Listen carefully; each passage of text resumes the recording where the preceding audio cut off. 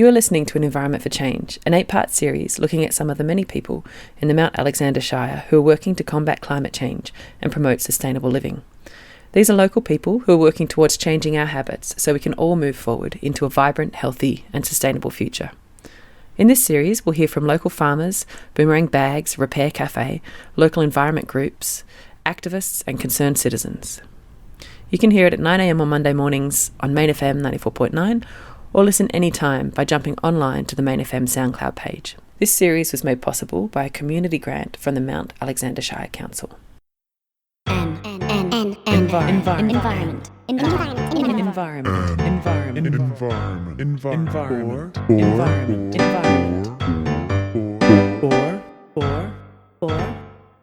Change. In today's episode of An Environment for Change, I'm speaking with Lucy Young, who's been working in our community for over a year with plastic bag-free Castlemaine. Sponsored by the Hub Foundation, this campaign has been working to engage local businesses to replace plastic bags with more sustainable options and encourage us as individuals to also adopt a plastic bag-free life. In the last few weeks, we've seen a lot of media coverage and a lot of hoo-ha over single-use plastic bags and people's reaction to them being removed from popular supermarket chains. Mostly what those supermarkets are doing are replacing thin plastic with thick plastic, which still may only get a single use. And I don't think that's exactly what Lucy had in mind when she's been campaigning for a plastic bag-free Castlemaine. So her campaign is still alive and active, and she will be pushing for much more sustainable alternatives than the thicker plastic bags that most of these shops are now introducing to replace the single-use plastic bags. To record this interview, I went to Lucy's home, itself a model of sustainability, a beautiful house she and her partner built out of recycled and environmentally friendly materials in an intentional community called Murnong. Each household at Murnong is committed to eco-living and sharing land and resources. We sat in a little study and drank tea and were able to watch the activities of birds and other wildlife in the bushland just outside the window. Hi, Lucy. Hi, Ali. What was the inception of this? What made you start doing this? It was actually the Hub Foundation. So they had been aware of my work through Growing Abundance, and so they approached me at the beginning of 2017, I think. Is that right? Yeah, 2017, so not that long ago. And asked if I'd be interested. They must have watched, there was a program on TV at that time. It was about plastic. It was at the beginning of that time. And they're like, really? Are we still doing this? We really should. This is something that Castlemaine should be able to take on and smash. Smash it. Yeah, just like, we can do this. Yeah. And they had already done a little bit of preliminary work the previous year on, what a campaign might look like. And so, they just rang me up and asked me if I'd be willing to do it. I wasn't doing any paid work at that time, so I agreed to give it a go. Great. And what does giving it a go, what has that looked like? Well, I say give it a go because it was partly about whether or not I was willing to step into that sort of work again. Also, it was asking some questions around the place, what was already happening or if I thought it was doable. But it was probably mostly, giving it a go was probably mostly a personal question around how did I feel working on my own again and being kind of the holder of a project as well as the instigator and all of that. So, yeah. It's a big commitment to, because I guess if you launch something like this and then it fizzles, it just feels a bit crap. Yeah, and it probably feels crap for the foundation that's trying to do it as well. They have a really strong track record. I say I'm the bag lady because you become very much, the identity behind the project. So when I walk down the street, people talk to me about plastic bags. They used to talk to me about Growing Abundance and still do sometimes, but it's a small town and people identify you with a project. Well, that's been my experience. So, I mean, I think the name sums the project up, Plastic Bag Free Castlemaine, but what can you tell me a bit more about what the goals are and maybe what the timeline is or what you think is achievable for this town? So initially it was really I had about 8 months to see if it was aspirational. The name was aspirational. Would it be possible to get Castlemaine declared a plastic bag-free town? We were aware that there are towns in this area that have that status. They're all much smaller than Castlemaine, so it was going to be quite, it's going to be a great achievement if we could do it really quickly. So what towns are you thinking of? Thanks for the challenging question. There's a lot in the Loddon Mallee region, mostly up north of here. I think Inglewood, but a lot of them were supported over the last 10 years by Loddon Mallee Regional Waste Resource Recovery Group. They worked with the model of having a local champion who said, yeah, we want to do this. Most of these towns would have one supermarket, a handful of shops really, a smaller population and also some resources behind it. So Loddon Mallee Waste Group providing a project worker who would go and consult with all the businesses and then also offer the resources to do a trial of saying, okay, so if we buy your paper bags, will you not use plastic bags for 6 months and see how it goes? And so most of them, of course, found that behaviour change happened quite quickly. Once people weren't offered a plastic bag, then they just kind of got about them. So we were aware of that when we started, but we were aware that it would be more challenging in Castlemaine.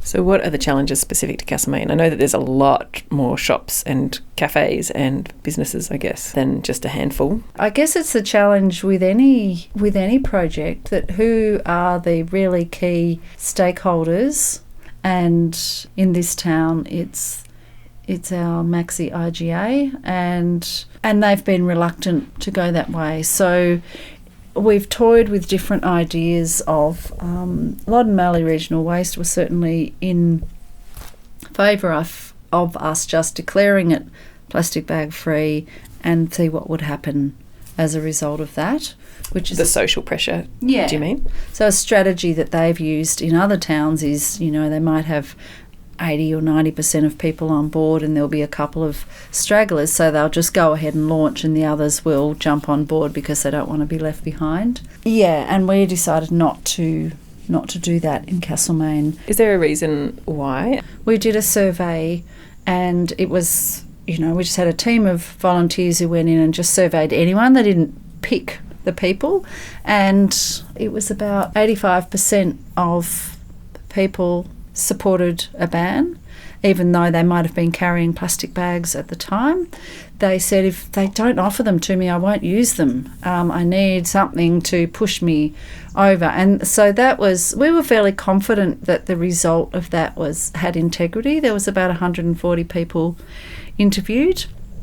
As I said, they weren't selected, and there were an additional equal amount online, which may have been more self-selecting, so that data might have been slightly skewed, but we were fairly confident. And we know from the media and from other towns that basically most people in the population want to, in inverted commas, do the right thing. And so if asked and if encouraged and if supported, most people know that plastic bags are not good for the environment and the creatures living in it, including us, and so would be happy to go along with it. I think actually in this case the main factor that means that to date we don't have plastic bag free status is actually that the state government has said that they will introduce a ban. Whether or not that ban has integrity remains to be seen, and over the coming weeks we'll find out what it looks like. So when did they announce that? It was in October last year. So a few things happened around the time that the campaign took a break. One was that on the eve of the Greens bill to institute a ban in Victoria. So across the state, no plastic bags? Yeah, and it also had extended to microbeads and a range of other plastics. So on the eve of them announcing it being voted on in Parliament, the Victorian government announced its own ban, and then the following day voted down the Greens' ban. So at that time, actually what they successfully did was take all the energy out of all the campaigns around the state, which some, as cynical as me, might say that this was a successful shutdown of the campaign. Having said that, they announced the ban, and then they announced... Sorry, I'm just a little distracted by the beautiful little bird sitting out the window. It's gorgeous. Do you know what a bird is? I think it's a yellow rump thornbill. It's gorgeous. It's a little ball of fluff. Yeah, so they announced the plastic bag ban sometime this year, and then they released a survey. And so they were inviting all Victorians to have input into the survey, and 8,000 people did have input into it. But when I read the survey, which was asking all sorts of questions about what Victorians thought about how it should be dealt with, basically, but they also had a whole lot of supporting documents, and the supporting documents were fantastic. To my mind, I thought they already know the answers they should be producing. So anyway, to cut a long story short as to how this relates to the campaign, it did kind of put a blanket on energy, because we knew that businesses that were reluctant, in particular our large supermarket, would say, well, why would I do something now and put my business on the line if I'm going to have to do it? I'll just wait. Thank you very much. And that's effectively what it did. There was a big, yay, Victoria's going to ban plastic bags, which incidentally, I've got an article here somewhere that shows a great announcement about 2007 that the Labor government said that they would be banning plastic bags, and we're in 2018. So it's kind of a well-worn strategy, because people go, yay, job's done, and... Forget about it. And so also at that time, the other AGA changed hands. So the people that I was negotiating with there and were very on board, suddenly they weren't there anymore. There was a new owner who was not wanting to go out on a limb. They've subsequently changed that, so they're about to do that. But I guess what I'm talking about really is the intricacies of and the politics of relationships. Trying to build up relationships with people and the effect that it has when they move on. And so when you're looking at that broader social change, there's always going to be, key players. And in this town, actually, the one that I've worked most consistently with is the Castlemaine Fresh. They get lots of feedback from customers, and they listen to them, and they know that, that people want to do it, but they also don't want to... Interestingly, they don't want to do it alone, partly because they're aware that it might have some backlash on their business, but actually they also recognise that there's advantage in what I was going to say earlier, was coming back to this sense of town pride, or a sense of a town being able to make a difference that could be gained from everybody doing it at the same time. Mm. So I know that Castlemaine Fresh do things like they always have a pile of boxes behind the counter so people can take a box if they haven't brought a bag. And they're also supporting boomerang bags by having the box of boomerang bags out the front, which may or may not be full of bags for people to take, but at least they're offering that as a thing. So they're trying to find solutions for people too, which is great. What do you think the best solutions are for people instead of plastic bags? Because there's two things that people say to me when we talk about losing plastic bags. One of them is, what will I use as a bin liner? And the other one is, I can't be bothered remembering to carry bags around everywhere with me. What would you say to people who are saying those things? Well, what would I say? I think the bin liner one is, I usually say, why do you need a bin liner? And then I often talk about my own bin, which is, like most people's bin, a plastic bin, which occasionally gets grubby, and I wash it. And the reason it only occasionally gets grubby is because I don't put compostable things in there. I put them in the compost or the worm farm, because actually the organics in landfill is one of our biggest problems. It's creates something like 40% of the methane, which is a really, really harmful greenhouse gas. So that's something that the council's been quite good at encouraging people not to put their organics in there. I do understand that there are some things. Meat seems to be one of the hardest things because people don't want to put that in their compost.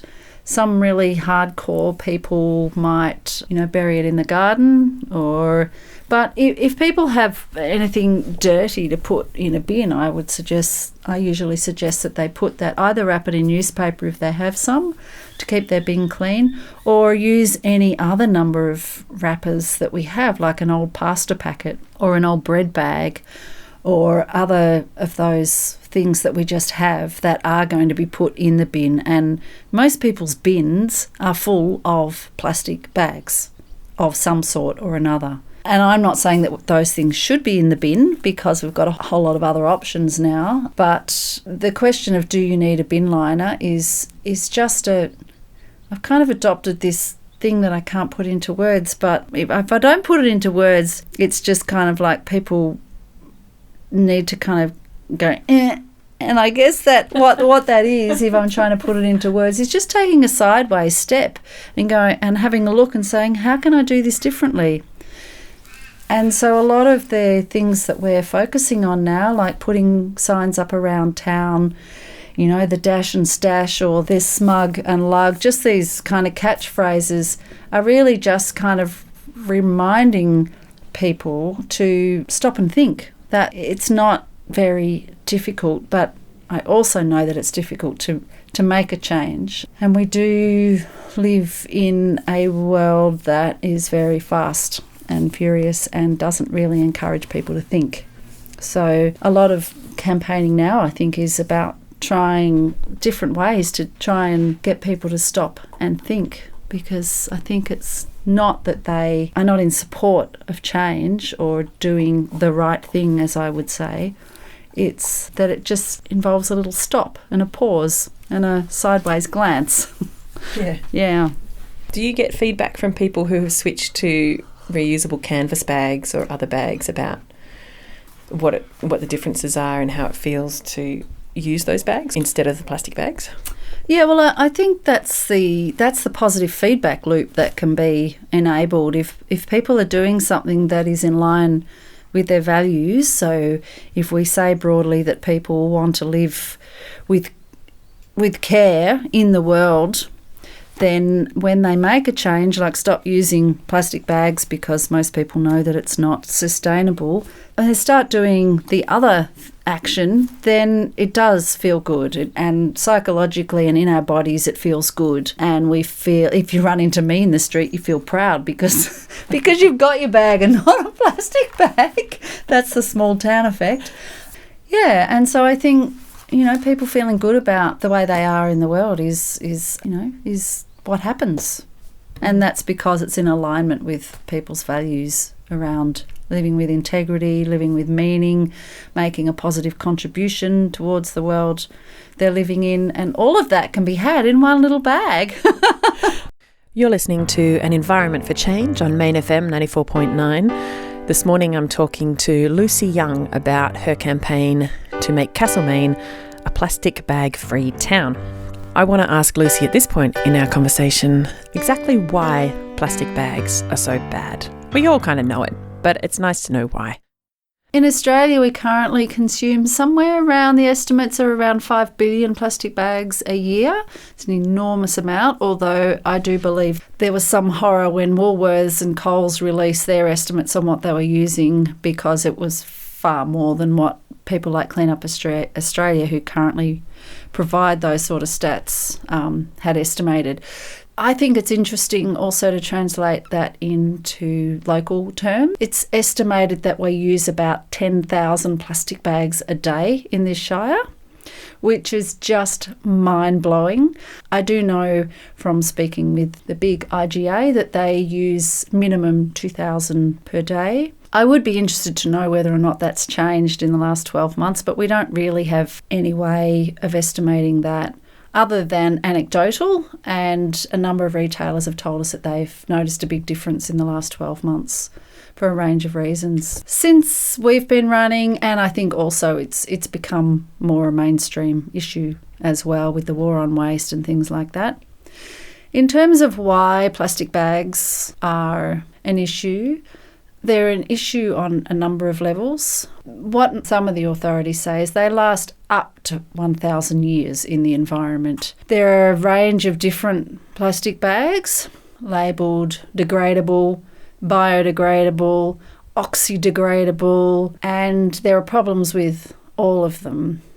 Oxydegradable that were brought in as the environmental solution are possibly one of the biggest problems because they have a chemical additive that makes them likely to break down very quickly. The thing is that they actually don't break down, they break up. So we're probably all familiar with the plastic bags left in the sun and they turn into little pieces and they're just getting smaller and smaller pieces. They don't actually go away. They do become like dust, but they're still there in the environment. They're there for us to breathe in. They're there for animals to ingest. They are a big pollutant. From an intuitive point of view, I can't say that I would choose to drink or eat plastic. There's evidence now that a lot of our bottled water, actually our tap water as well, has plastic in it because it's in the atmosphere. Once it breaks down, it's in the wind, it's everywhere. So this is on the same level as what people who are worried about microfibers and microbeads and all that sort of stuff. It's the same level of like it becomes tiny, but it doesn't mean it goes away. Correct. It doesn't go away. And it's not only one of the most heavily promoted polluting aspects of it is with our marine wildlife because there's those terrible images that are around of, whales washing up and just full of plastic, of chicks starving because their well-meaning parents are feeding them plastic when they're collecting it from the ocean, mistaking the different colours for different fish. Those heart-rending stories, and they're really, it's really disturbing. There's also other wildlife that, land-based wildlife that has been affected. One of the issues with we don't promote the use of biodegradable bags because they will inevitably end up in landfill, and actually because they're biodegradable, they will contribute to methane gas because it's essentially like putting compost in to landfill. There is no solution other than taking your own bag and using it again and again and again and again. I feel like climate change and global warming and catastrophic effects potentially in the future for us all is just so large and overwhelming that people are like, I don't even know what to do. I'm just going to keep living my life because I don't even know what to do. And I feel like at least getting rid of plastic bags and trying to find other ways of transporting and packaging things and all of that stuff is something that's really tangible for people. Yeah, one of the reasons that the plastic bags have been targeted by, I guess, the waste groups and other campaigners is that it's actually seen to be the low-hanging fruit. It's the stuff that can be achieved. So it's hard to sometimes not get frustrated when you think, oh, why is this not easier? Yeah, but you're right. It's something very tangible, and I think that it's really important that we do have those small actions and bring it back to what we can do, because I think you're right that it is quite overwhelming.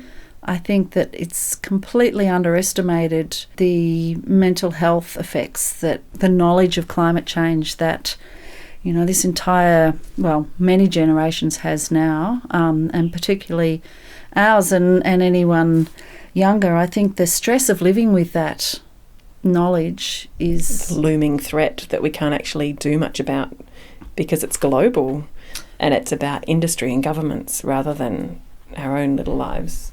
That's right, yeah. I think we can do things, and I think we have to do things. I guess one of the things that keeps me involved in local and community projects is that belief that, governments can't do it, corporations won't do it, and so we're the ones that have to do it, and we have to lead from the ground. And I know that that's complicated, and I have absolute admiration for people that can continue to work at a campaign level that's dealing with government and policy. I think it needs to come from both directions, but I guess my own way of sustaining myself in the world is to use that phrase, to be the change, and I do think that's the most powerful thing that we can do. So I feel like, and I might be living in a little bubble, but I feel like a lot of people have just accepted that climate change is really a thing. I know there's sort of stalwarts of resistance, and in the community. Why do you feel like there's so much resistance at the corporate and government level to doing everything we can to combat climate change? Because there's profit in it. And I don't think that there is much resistance to the knowledge that climate change is real. I think that's kind of the other edge of the 1%. It gets far more airplay than what it should. There really isn't any question around climate change. That's my well-researched belief.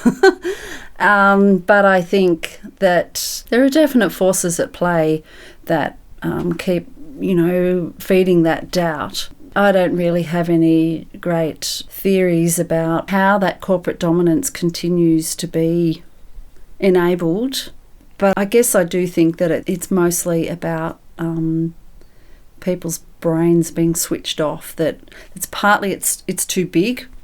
How can we deal with it? That stuff that you were talking about. So actually I've just got to live my life. People talking about living in the real world.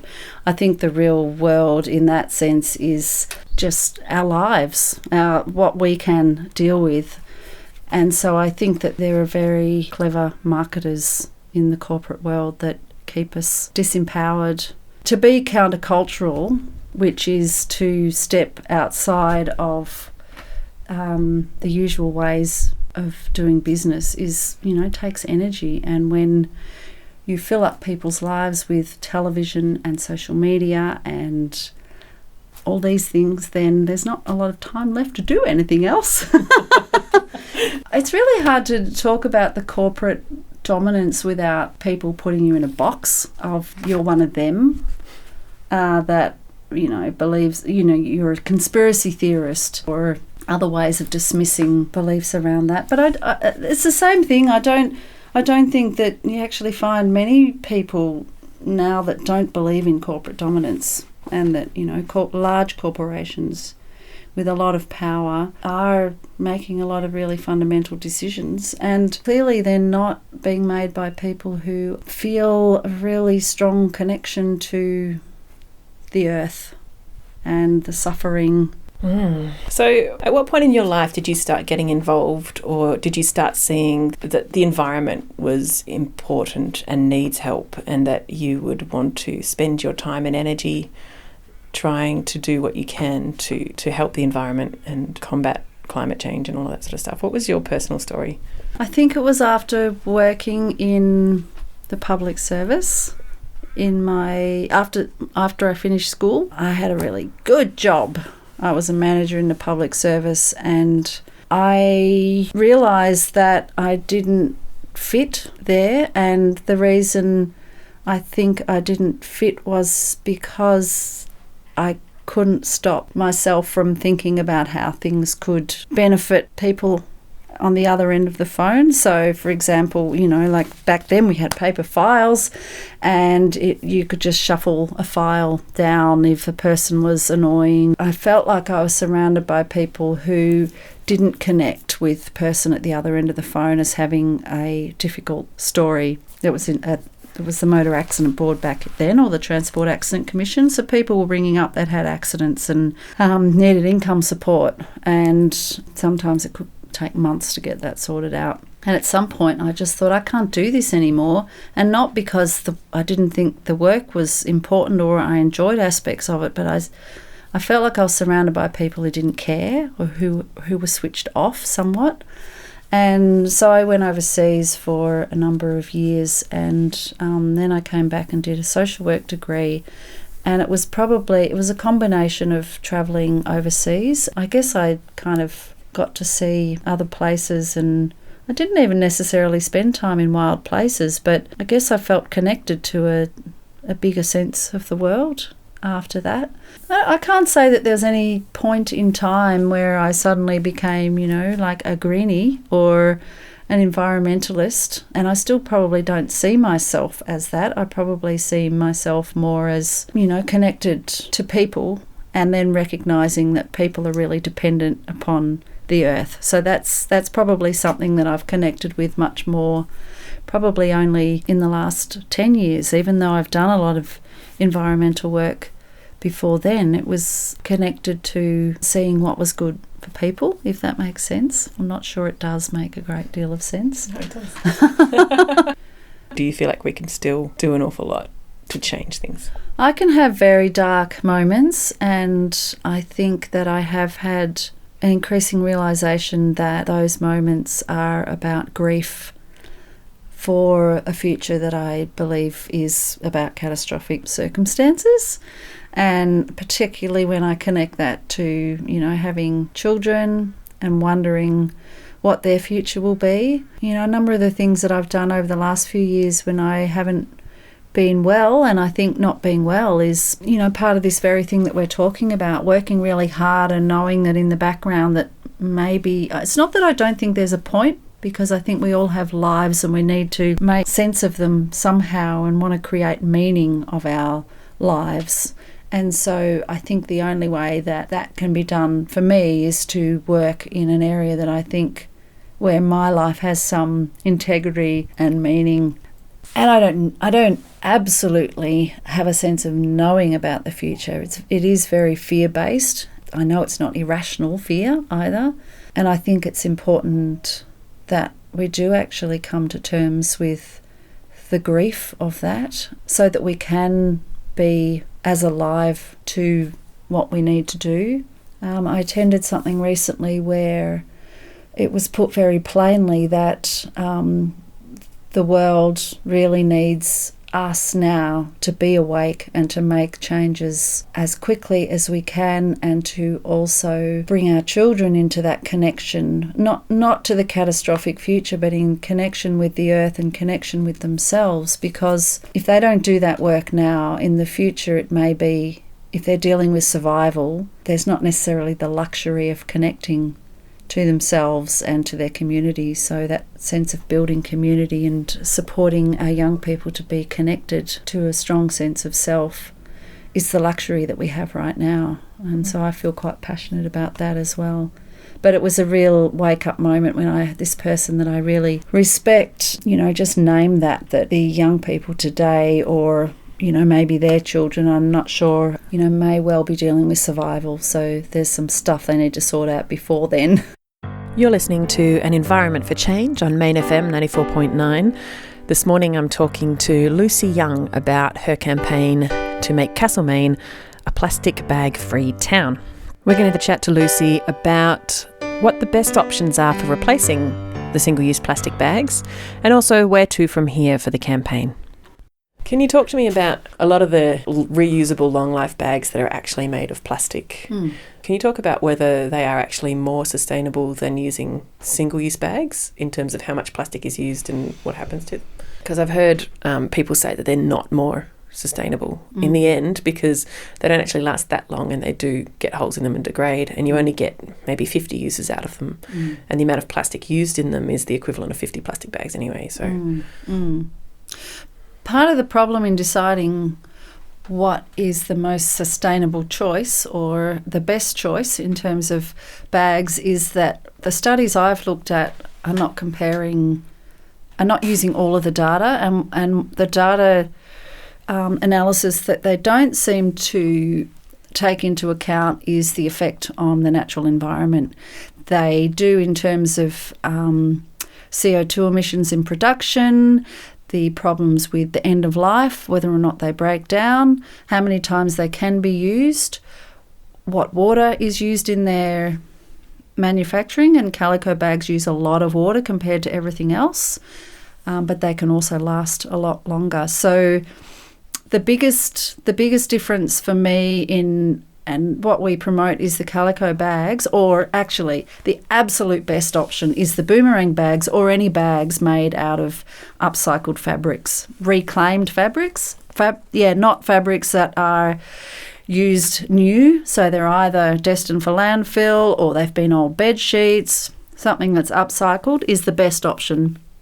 And from our point of view, the next best option is something like the calico bag or the hessian bag, or something that breaks down without causing problems at the end of its life cycle, because the data that I see that governments have relied upon all over the world have not got any way of quantifying the effect on the natural environment. And that's something that actually is not in anyone's bottom line for many of these decisions, that, what is the effect on the ecology if we destroy our marine wildlife?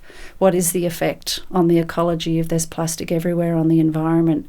That's a really big question that we know in our gut that the effect is terrible, but I don't see it being reflected in the research about what our options should be. And the thing with cotton is, of course, where you grow it has a large determinant on how bad, shall we say, that it is. Water is a problem worldwide, even though some places like Bangladesh we would struggle to think about water being a problem there because they have those massive floods, but the research says that water is the biggest problem. And so you certainly can't think of the cotton-based bags as a replacement for single use. They are a different item. They are a multiple use bag. And I think the research says something like they need to be used over 100 times to make up their shortfall, and most of them will. That's not even a third of a year. And most calico bags will last at least that long. The fact is that a lot of the bags that Woolies and Coles are now switching to, that are a thicker micron plastic bag, which is what we moved away from, and they've gone backwards in producing thicker plastic bags that take longer to break down, use more resources, and they've now put printing on the side saying this is a reusable bag. And they charge anywhere between 10 and 20 cents for the bag. It's hardly any disincentive at all. So it's very disappointing, and I'm quite cynical about it. I do believe that they'll be making profits from the sale of those plastic bags. I was at Green Goes the other day, and I'm pretty sure they haven't had plastic bags in years. No, they've got a box somewhere. But yeah. They have, but they never give them out. But what I found interesting was when I was up at the counter, she didn't just assume, or she didn't ask, she just said, "And how would you like to carry this?" Yeah. And I'm like, that's a great way, because it makes me go, this is my problem to solve. It's not the shop's problem to solve. How am I going to carry this? And I asked for a box, and she had a box, and that was great. What's the future of this project? How long do you see it going for? How far along are you in what you think the process is? Yeah. Well, it's not been a linear process by any stretch of the imagination, because plastic bags, as I said, are seen to be the low-hanging fruit. So we haven't achieved that status yet, but we do know from anecdotal feedback from a number of retailers is that they're only giving out about a third of the amount of plastic bags that they were. And it's not only about our campaign, it's become very much something that's in the media. But we're also, we've gone sideways into soft plastics. You mean soft plastics recycling? Yeah, and also just bringing awareness. So that's all the packaging that, your pasta pack, everything that food is wrapped in. We know now it's much more well known that is recyclable as well. Having said that, we very much focus on the reduce aspect of things, because whilst things are recyclable, plastics, unlike aluminium or glass, is only ever downcycled. Glass and aluminium can keep going forever, whereas plastic degrades, and usually recycled plastic can't be used for food again. So it's not really a very recyclable product, but it's still better than going into landfill to recycle it.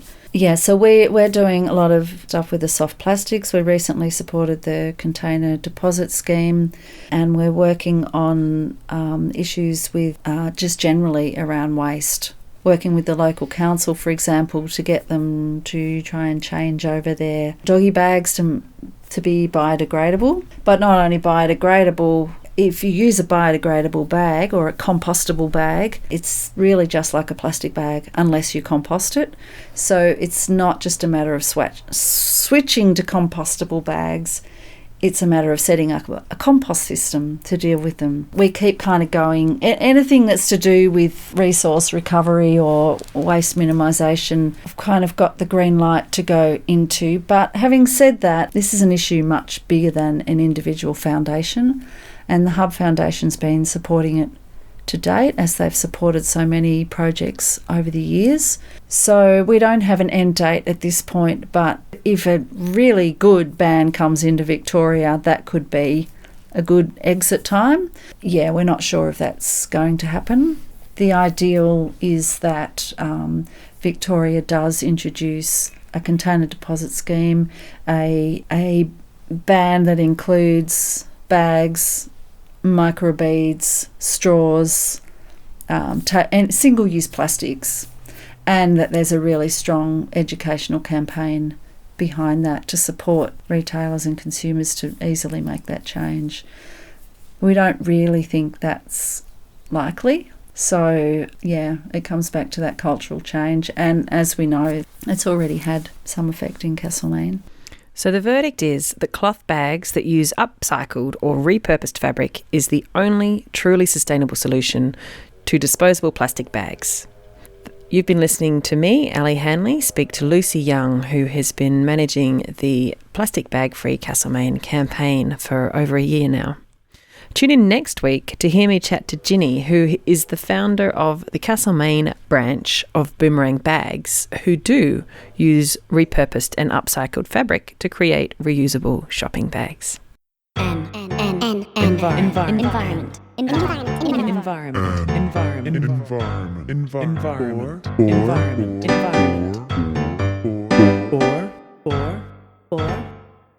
Change.